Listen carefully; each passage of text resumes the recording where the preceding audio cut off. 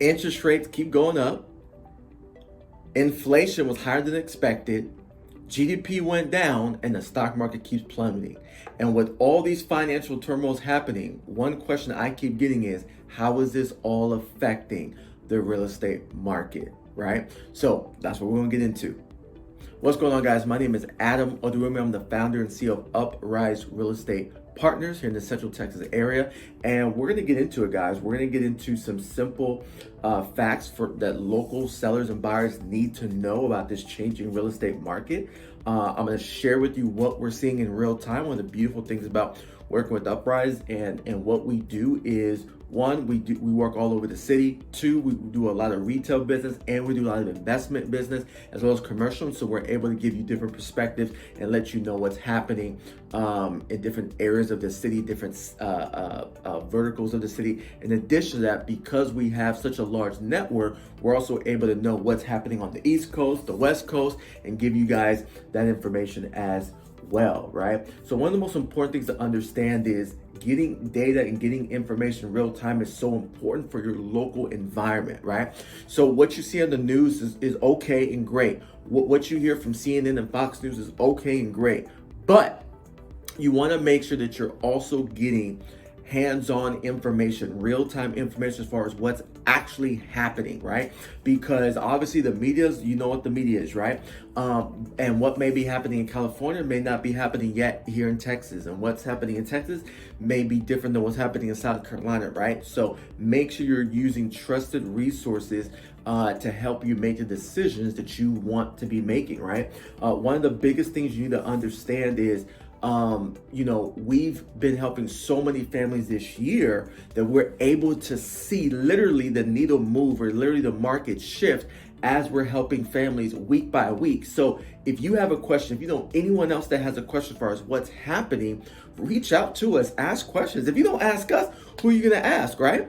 So it's so important to also, whether you work with us or not, it's so important to always make sure that if you're gonna be looking to buy, if you're gonna be looking to sell, that you are getting information from realtors and brokers who are negotiating daily, right? So they got their pulse on how negotiations are different now than they were 2 weeks ago and 4 weeks ago and 8 weeks ago, right? They're strategizing daily, right? They're understanding what the market is doing for sellers and what the market is doing for buyers and what lenders are doing for buyers now that they weren't doing 2 months ago, right? Like, that's all very important. And so make sure that you're working with a team or work with people, lenders and agents that understand the dynamics of a shifting market, right?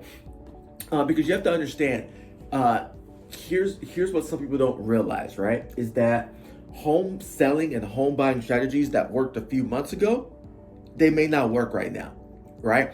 The strategies you had back in October of last year, back in February of this year, might be a little different than the strategies you want to employ right now, right? Over the next few months. And so it's important to understand all of that, right? Okay, so first thing to note, right? First thing to note is this: local home prices. Now, this is for San Antonio, New Braunfels area. Local home prices are holding steady, right? I know the new set prices are plummeting and all this. Prices are holding steady in San Antonio, New Braunfels area, right? If we look at May, right, the median price for homes in the San Antonio, New Braunfels area was $348,000. That was a median price for a single family home. Okay, in the month of May, check this out. In the month of May, sales dropped 2% from last May. They increased from April still, but they decreased 2% from May of 2021. But check this out. The price of homes per square foot increased 24%. Prices literally increased 24% from last May. Isn't that crazy, right? So here's what you have to remember though.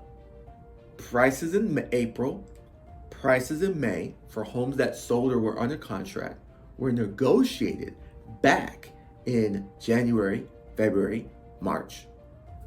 Right?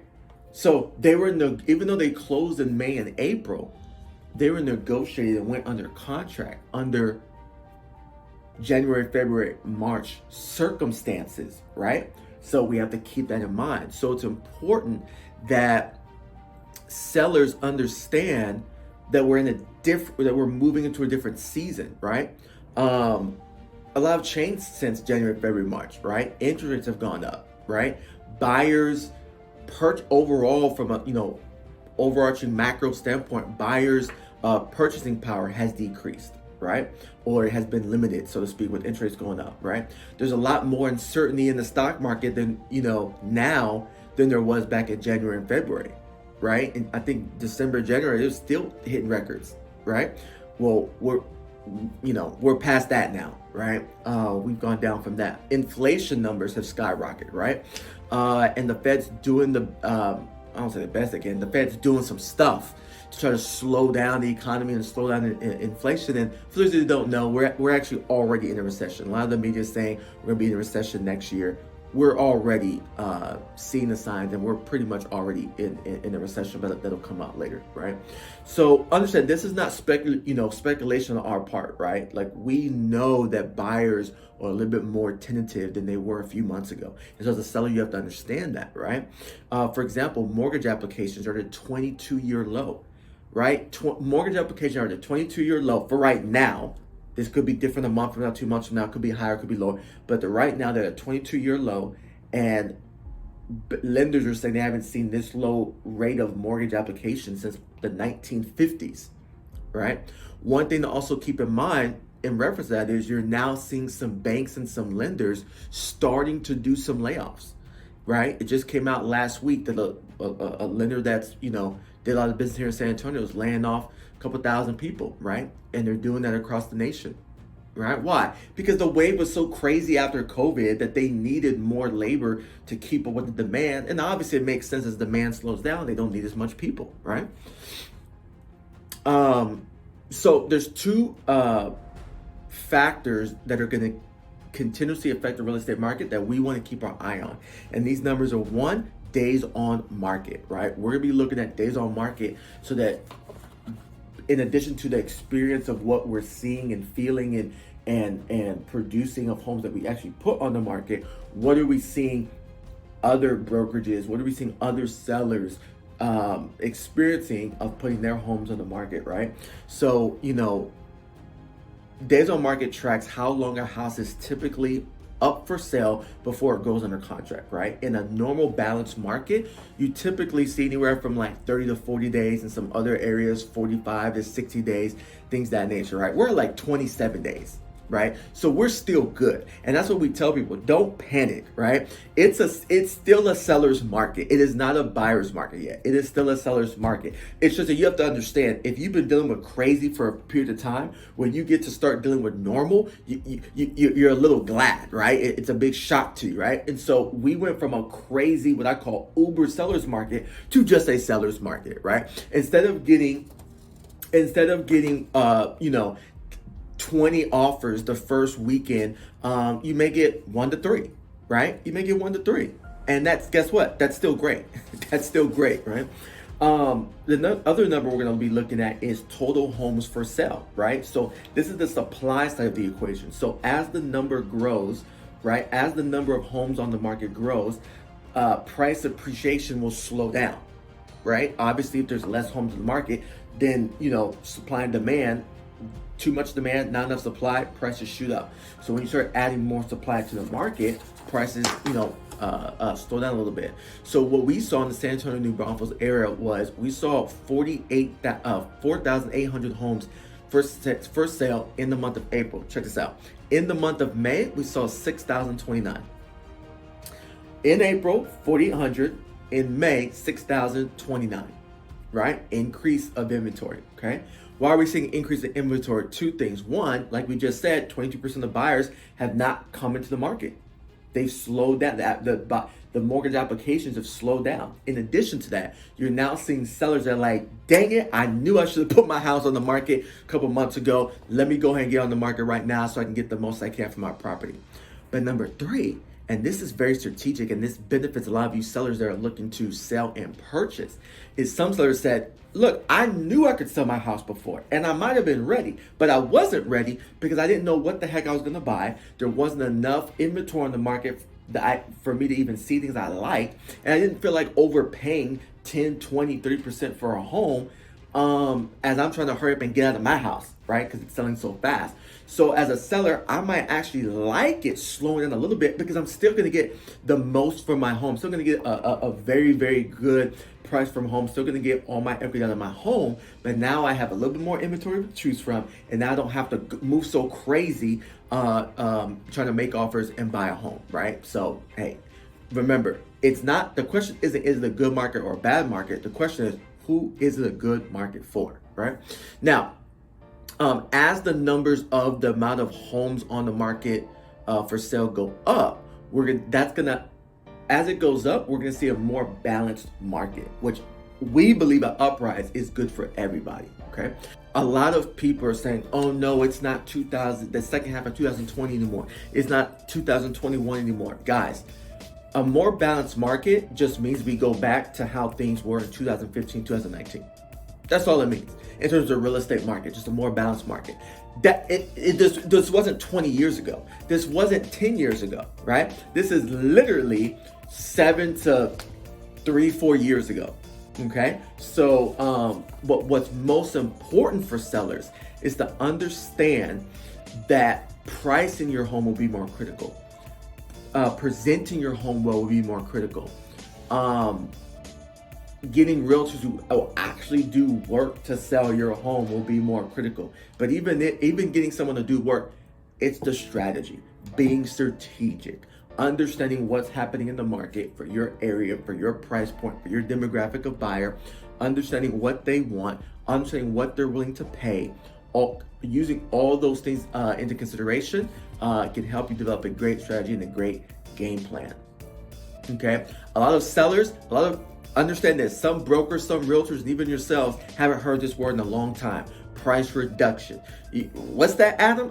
Yes, price reduction. I know it's been a couple of years since you've heard that phrase or heard that word, but get used to it. You're going to start seeing more price reductions.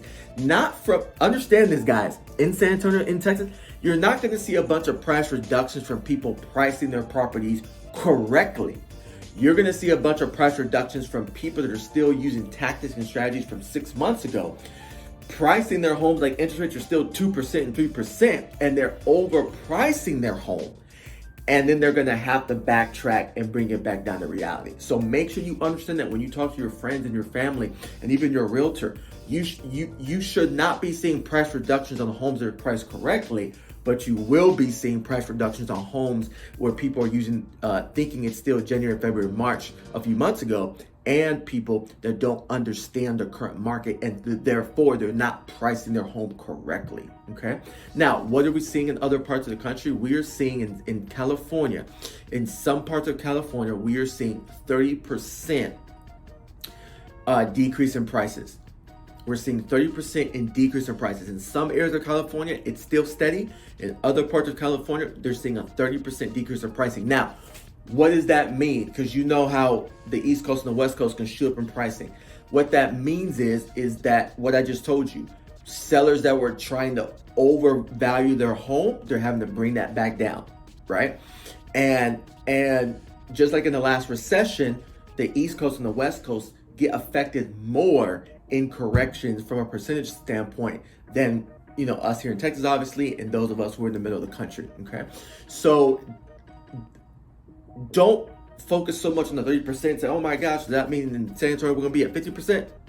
The biggest thing to take away from that statistic is that what happens in California hits the rest of the country in about 6 months, like 3 to 6 months. So all that means is to tell you is what I just told you about pricing, that the rest of the country is going to see some type of effect like that in the next 3 to 6 months. Now everyone's going to get their own version of it, but when something happens in California, we kind of get the ripple effect of it about 3 to 6 months later. So just be mindful of that. All right. Now, even though the market is literally changing before our eyes, as long as you're aware of the changes, you can strategize and you can put together a successful game plan to get what you want. Now, here's the beautiful thing. We've listed a lot of homes the last couple months, April, May, June, and this month, in the month of July. And every home we've listed, every home we put on the market, we've either gotten asking that is move-in ready, we've gotten asking price, or we've gotten over asking price. Hold up, Adam, you just said the market's changing, California 30% down. What's going on? Well, again, guys, we know the market. We keep our pulse on the market. And so we give the proper wisdom, advice, insight to our sellers to help them maximize and get the most amount of money in the shortest amount of time in this market, not 4 months ago, not in that market, in this market. And so what's awesome is we literally just, one of our agents also, and this one I just told you, helped one of our clients over in the Castle Hills area get a home with a full appraisal waiver. With interest rates going up, with the market changing, still got a full appraisal waiver. And we did that because we wanted to protect the interest of our client, because our client's military, moving out of state, and we wanted to protect the interest of our client in case the buyer got cold feet or things of that nature. So if something happens, they'll be able to keep the earnest money and then put it back on the market. But as of right now, we're under contract. It's all good. So I hope this was helpful for you guys. Stay tuned. We got a lot more data coming out. We haven't been putting out as many database videos for you guys simply because we've just been busy. We've been expanding. We've been busy helping other people. And so now with the trading market, now that people need sound advice, sound wisdom, good strategy, good tactics, good game plan, we got to make sure we give it to you guys. So hold us accountable. We'll keep giving you the data, keep giving you the insight, and keep blessing you guys. Thank you so much.